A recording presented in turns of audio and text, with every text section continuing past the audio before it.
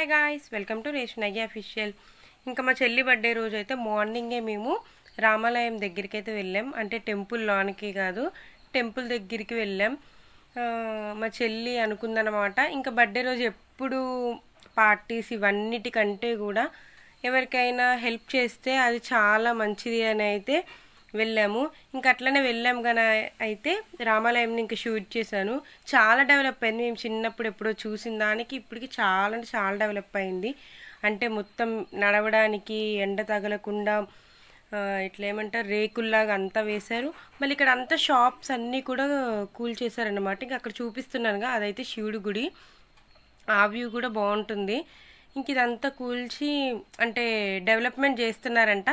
ఎప్పుడో కేసీఆర్ ఇచ్చిన మాటకి ఇప్పుడు రేవంత్ రెడ్డి గారు అయితే దాన్ని అమలు చేస్తున్నారు. మొత్తం అంతా క్లీన్ చేసి చూడాలి ఇంకా రామాలయం ఎంత అప్డేట్ అవుతుందో.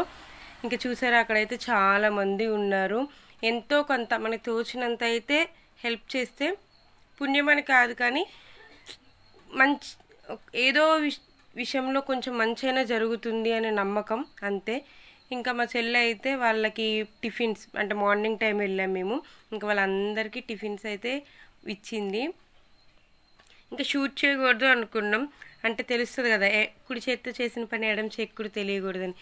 సో ఇంకా సర్లే ఒక చిన్న బిట్టే షూట్ చేశాను నేను. ఇంక ఇదంతా వచ్చి అయితే రామాలయం. మీరు కూడా ఎప్పుడైనా భద్రాచలం వస్తే ఖచ్చితంగా విజిట్ చేయండి.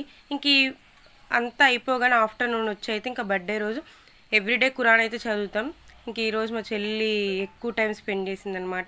ఖురాన్ చదివిన తర్వాత ఇంకా మధ్యాహ్నం అయితే ఇంట్లో స్పెషల్స్ వచ్చేసి బిర్యానీ, మటన్ బిర్యానీ మంచిగా ఫుల్ ఎంజాయ్ చేసాం. ఇదే బర్త్డే బ్లాగ్. Thank you. మా వీడియోస్ నచ్చినట్టయితే like, share, comment. Bye bye.